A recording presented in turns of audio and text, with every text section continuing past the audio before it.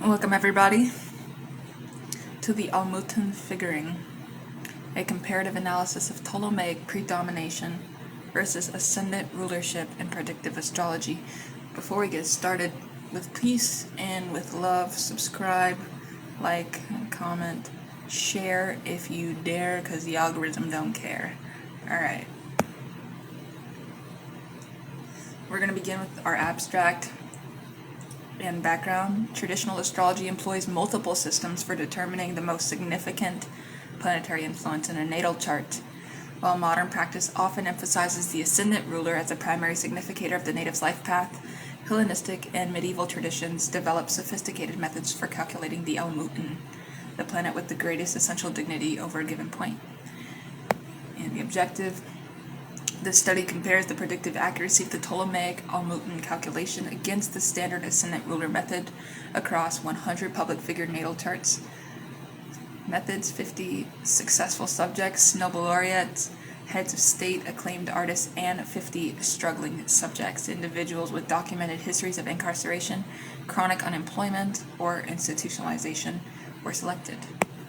And then we see our Almutin calculations follow the full Ptolemaic hierarchy. Domiciles 5 points, exaltation 4 points, triplicity 3 points, term 2 points, and face 1 point. Major life events defined as career peaks, marriages, legal troubles, health crises, and financial turning points were correlated with transits to both the Almutin and ascendant ruler. Results: the Almutin demonstrated statistically significant predictive superiority, P being lesser than 0.01 for career-related events and financial turning points. For relationship events, the ascendant ruler and Almutin showed comparable efficiency. Notable patterns emerged in successful charts. The Almutin was more frequently an angular benefic. In struggling charts, malefics or peregrine planets dominated Almutin calculations.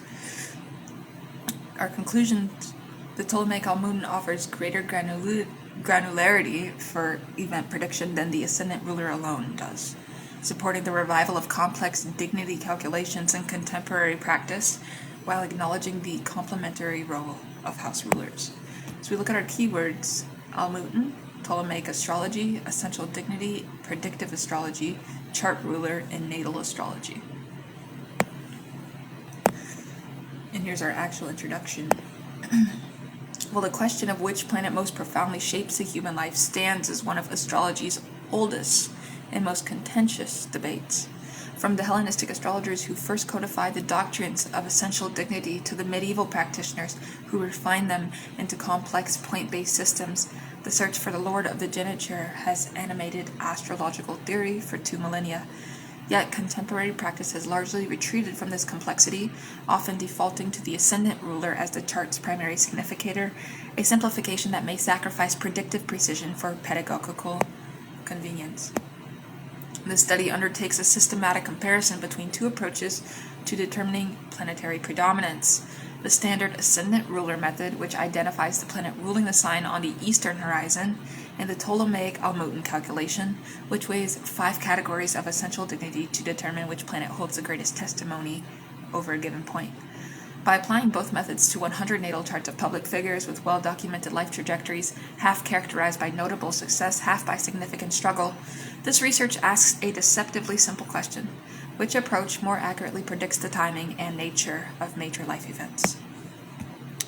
The stakes extend beyond academic curiosity. If the Almutin calculation demonstrates superior predictive power, it would validate the intricate dignity systems that medieval astrologers labored to develop and preserve. If the ascendant ruler proves equally effective, it would support the streamlined approaches favored by modern practitioners. More profoundly, this investigation touches on fundamental questions about how celestial influence operates, whether through the immediate horizon, the ascendant ruler, or through a more complex calculus of multiple dignities, the Almutin.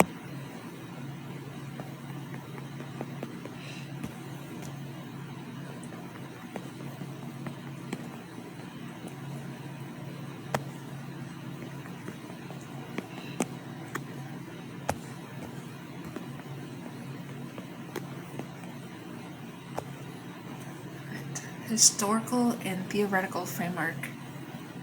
we look at the development of Almuten theory.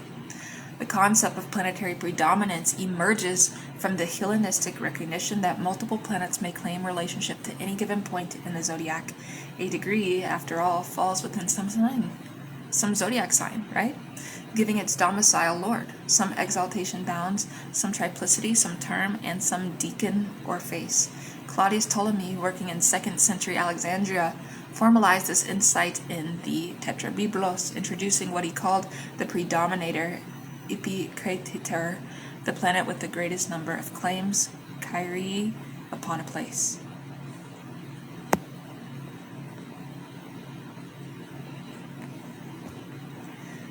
Ptolemy's method, outlined in Book 3, chapters 2 through 3 in Book 3, ladies and gentlemen, considered 5 categories of rulership, being the domicile, exaltation, triplicity, term, and what he termed planetary regards, later systematized as the deacon or face.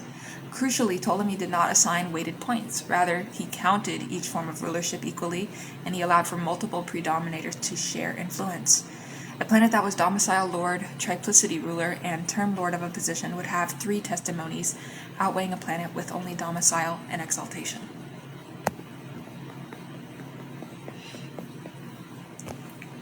Now, this equal counting approach differs markedly from the weighted point systems that emerged in later medieval astrology.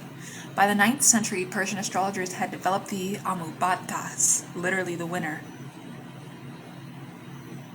Amubtas, if you will. This method, assigning hierarchical values, domicile 5 points, exaltation 4, triplicity 3, term 2, and face deacon 1. Some systems added points for house placement, phase relationships with the sun, and planetary hour rulership. This weighted approach, possibly originating with the 9th century astrologer Al-Anbas, became standard in medieval European practice and persists in traditional astrological circles today. Now let's discover the Ascendant ruler tradition, right? Well, the Ascendant ruler, the planet governing the sign rising on the eastern horizon at birth, has enjoyed primacy in astrological interpretation since at least the Hellenistic period. The first house, as John Middleton wrote in his 1679 Practical Astrology, hath signification of the life of man, his disposition, complexion, and understanding. The planet ruling this house thus naturally assumes responsibility for the native's fundamental nature and life direction. Medieval astrologer Guido Bonatti articulated a nuanced view.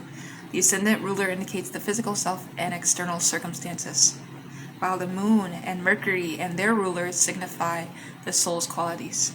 This tripartite division acknowledges that no single planet captures the entirety of human experience, yet it still grants the ascendant ruler privileged status for matters of life path and worldly engagement.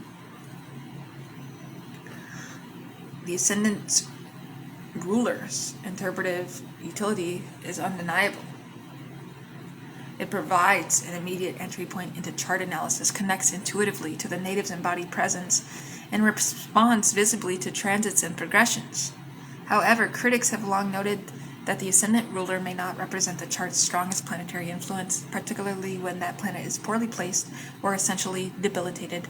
As one traditional astrologer observes, the ascendant ruler could be the weakest planet in the chart. There are weak people.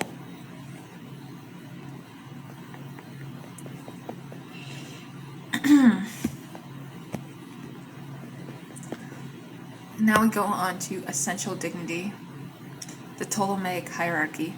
To understand the Almuten calculation, one must first grasp the 5 categories of essential dignity that Ptolemy and his successors recognized.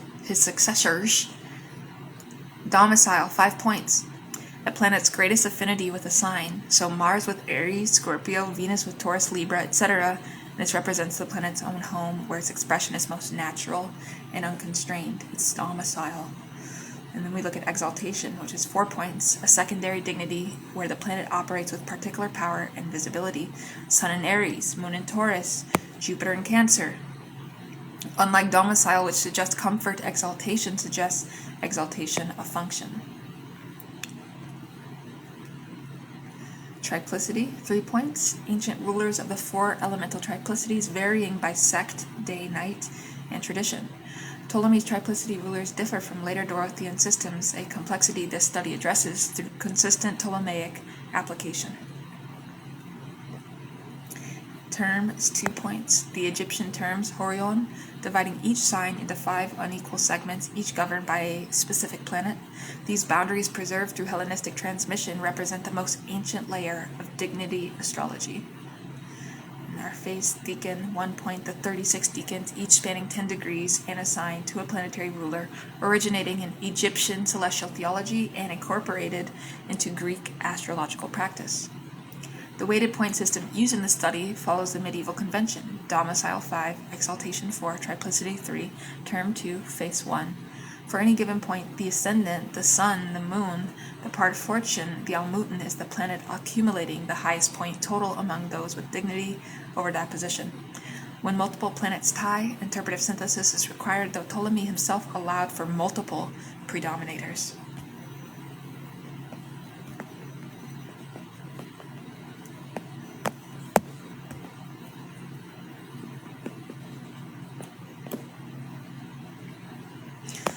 And our methodology. Subject selection. 100 public figures were selected according to strict inclusion criteria. The successful cohort, N equals 50, comprised individuals who achieved sustained recognition in their fields: Nobel laureates, sciences, and literature, democratically elected heads of state, Academy Award-winning actors or directors, and individuals with verified biographical records of professional achievement and social contribution. The struggling cohort, N equals 50, included individuals with documented histories of incarceration exceeding 5 years, chronic homelessness or institutionalization, or sustained unemployment. Could be more or less than 10 years of unemployment, despite working age status drawn from public records and biographical sources. All subjects had verifiable birth data rated AA or A, birth certificate or family record according to Astro Data Bank classification. Subjects were matched for era, post-1900 births, and geographic distribution to minimize temporal and cultural confounding variables.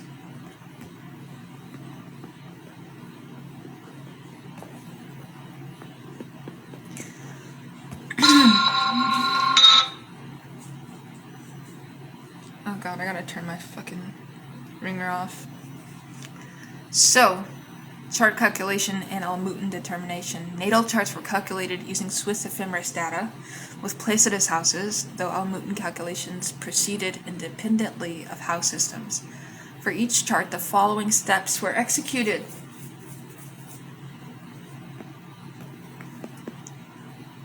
So the first step, ascendant ruler identified, the planet ruling the sign on the ascendant, noting its sign, house, and essential dignity. Alright? Ptolemaic almuten calculated. For the ascendant degree, each planet's testimonies were tallied. 5 points for domicile rulership, 4 points for exaltation rulership, 3 points for triplicity rulership, Ptolemaic triplicity rulers, diurnal, nocturnal sect considered, 2 points for term rulership, Egyptian terms, and 1 point for decan rulership. Almuten of the ascendant determined. The planet with the highest point total was designated almuten. In cases of ties N equals 12, both planets were tracked for predictive comparison. Supplementary calculations. The almuten of the sun, moon, and part of fortune were also computed for secondary analysis, though the primary focus remained the almuten of the ascendant.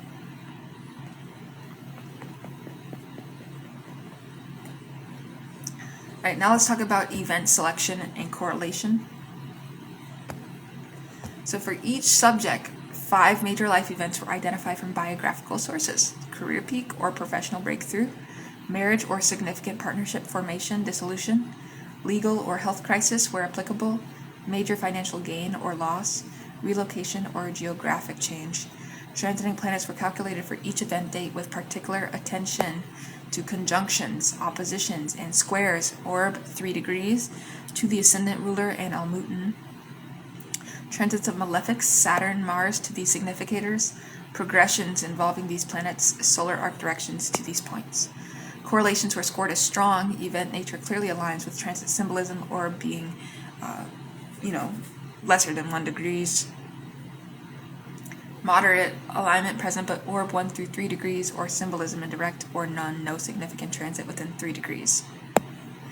Statistical analysis. Chi-square tests were employed to compare the predictive frequencies of Almuten versus Ascendant ruler across event categories.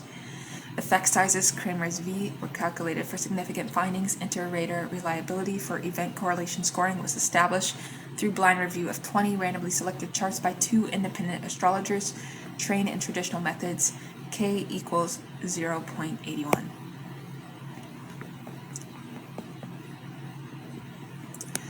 And then we look at our results. Hang on a sec. Oh. Or we have technical difficulties.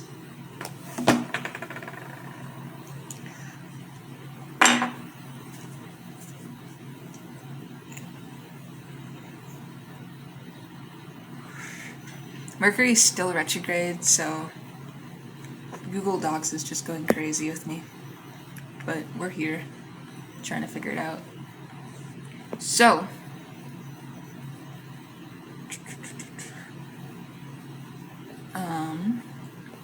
we left off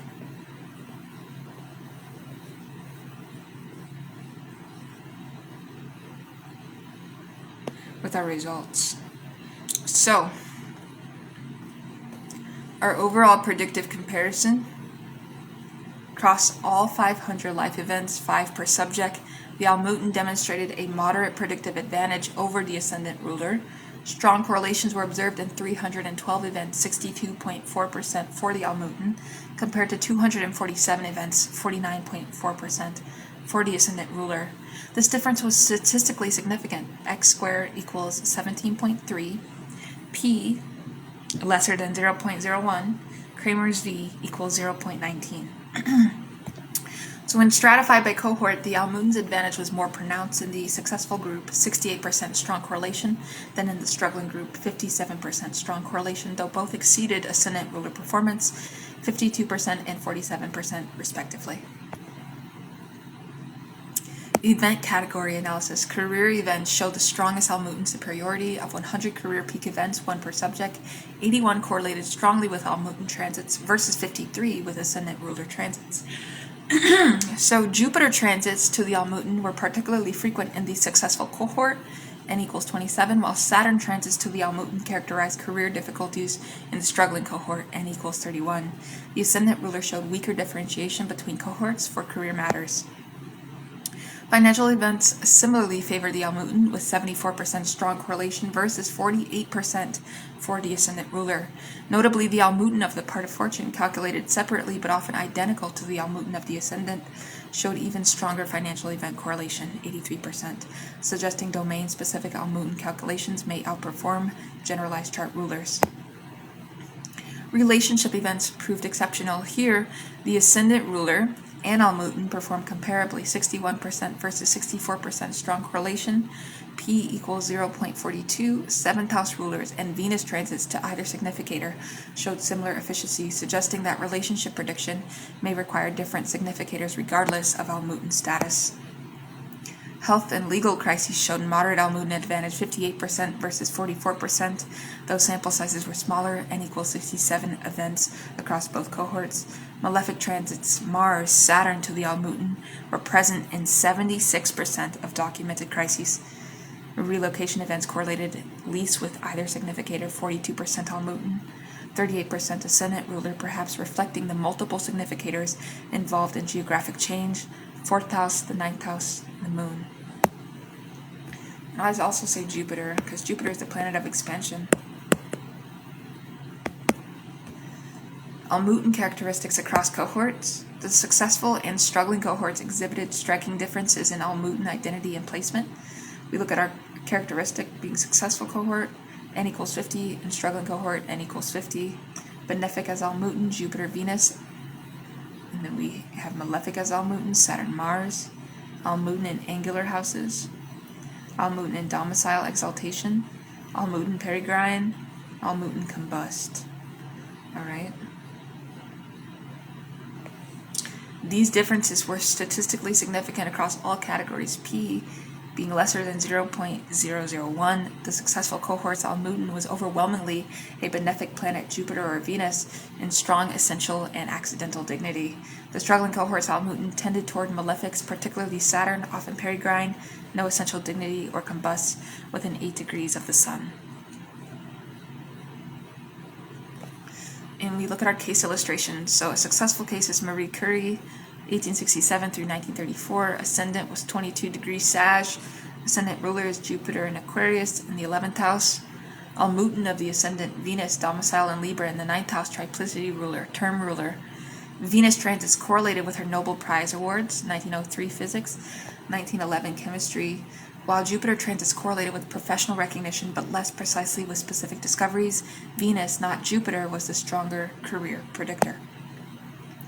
In a struggling case is Richard Ramirez from 1960 through 2013. He had Libra ascendant, 8 degrees. So ascendant ruler is Venus in Virgo, 12th house. Almuten of the ascendant Mars, domicile in Scorpio in the 3rd house. Exaltation ruler of the ascendant degree, term ruler. Mars transits correlated with his crime spree from 1984 through 1985 and eventual capture. Venus transits show no correlation with documented life events. Now, these cases illustrate how the Almuten can reveal a more operative planetary influence than the ascendant ruler alone. Curie's Venusian creativity and Ramirez's Martian violence were better captured by Almuten calculation than by house rulership. Okay? Let's have a more in-depth discussion on interpreting the findings. The results support the hypothesis that Ptolemaic Almuten calculation offers predictive advantages over ascendant ruler identification alone, particularly for career and financial events. This finding aligns with traditional astrological theory. The planet with the greatest essential dignity over the ascendant's degree should logically have more say in the native's life than the simple sign ruler, which may hold only one form of dignity, domicile, while lacking others. The striking differences in Almuten characteristics between successful and struggling cohorts, benefic versus malefic, angular versus cadent, dignified versus peregrine, suggest that Almuten analysis may have diagnostic value for assessing life potential. A Jupiterian Almuten, well placed in the chart, supported by multiple dignities, appears to facilitate positive life outcomes. A Saturnine Almuten, particularly when peregrine or combust, may indicate fundamental obstacles that no amount of ascendant ruler strength can overcome.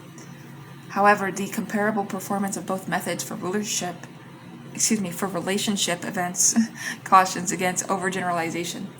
Love and partnership may follow different rules, perhaps governed more by the 7th house and its ruler, or by Venus and the moon, regardless of their Almuten status. This domain specificity echoes traditional teachings that different life areas require different significators, a principle sometimes lost in the search for a single chart ruler. In our theoretical implications, these findings invite reconsideration of how planetary influence operates in natal astrology. The ascendant ruler model suggests that the horizon sign determines the primary planetary governor. The Almuten model suggests that the ascendant degree itself, through its multiple dignities, determines governance. These are subtly different metaphysics. One privileges the moment of rising, the other privileges the precise point on the ecliptic that rises. Ptolemy's original predominator method, with its equal counting of testimonies and allowance for multiple predominators, may represent a middle path. By weighing dignities equally, Ptolemy avoided the arbitrary hierarchy of the medieval point system while still recognizing that some planets have more claims than others. Future research might compare the equal-weighted Ptolemaic method against the weighted medieval method used here. The presence of peregrine Almutens in the struggling cohort, 44%, raises questions about the nature of planetary isolation. A planet with no essential dignity in traditional terms is like a wanderer without citizenship. Effective action is difficult when such a planet nonetheless becomes Almuten through default. Because no planet has multiple dignities, the native may lack a coherent governing influence, perhaps manifesting as the instability and lack of direction observed in the struggling cohort. We look at our limitations and future research. Well, this study has several limitations. First, the binary classification, successful, struggling, obscures the complexity of human lives. Many successful individuals experience significant struggles. Many struggling individuals had moments of achievement. Event-based correlation partially addresses this, but life outcomes resist simple categorization. Second, the sample size n equals 100 is modest for statistical analysis, particularly when subdivided by event type. Replication with larger samples would strengthen confidence in the findings. Third, the study focused exclusively on the almuten of the ascendant. Traditional sources also discuss the almuten of the sun, moon, part of fortune, and prenatal syzygy, each governing different life domains. A comprehensive study comparing multiple almutens across event categories might reveal even stronger predictive patterns. Fourth, enter observer reliability for event correlation. While acceptable, k equals 0.81 leaves room for subjectivity. Future studies might employ more objective measures such as financial market participation for wealth events or legal records for incarceration events. Fifth, the study did not control for astrologer expectation effects. While a blind review of 20 charts was conducted, complete blinding throughout the analysis was impractical given the interpretive nature of event correlation.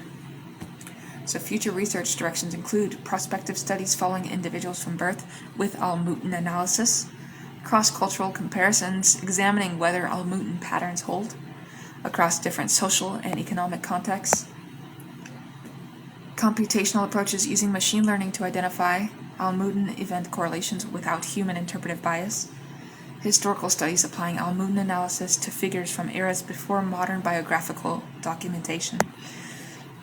In our practical applications for practicing astrologers, these findings suggest several recommendations. Calculate the almuten for each chart, not merely the ascendant ruler. The additional effort, perhaps 5 minutes per chart, yields meaningful interpretive and predictive information. Attend to the almuten's essential dignity. A well-dignified almuten suggests life coherence and opportunity. A debilitated almuten suggests fundamental challenges regardless of the ascendant ruler placement. Track transits to both the almuten and the ascendant ruler. The former appears more relevant for career and financial timing. The latter remains valuable for relationship and personal development matters. Consider domain-specific almutens. For financial questions, calculate the almuten of the part of fortune. For relationship questions, the almuten of the 7th house cusp. For health, the almuten of the 6th house cusp. When almuten and ascendant ruler differ significantly, synthesize their meanings rather than privileging one. The native may experience life through two distinct planetary filters. Alright, and we conclude, the search for life's governing planet is as old as astrology itself. The study's findings suggest that the Ptolemaic almuten, the planet with the greatest essential dignity over the ascendant degree, offers predictive advantages over the simpler ascendant ruler model, particularly for career and financial events. The striking differences in almuten identity between successful and struggling cohorts, benefic versus malefic, angular versus cadent, dignified versus peregrine, underscore the method's diagnostic potential.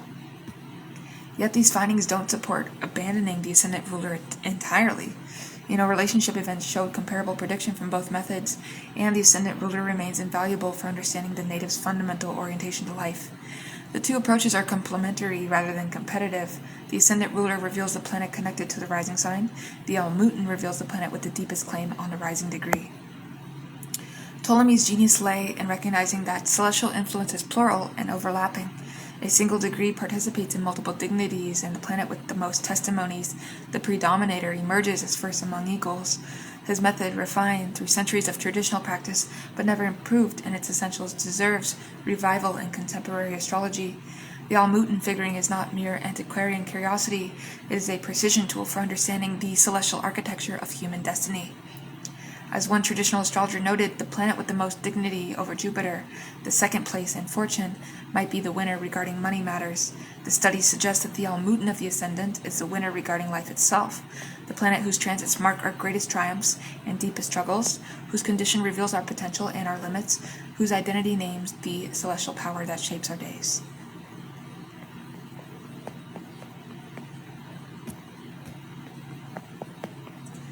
Thank you for watching this video with peace and love, and I will see you in the next one teaching you more astrology for absolutely free.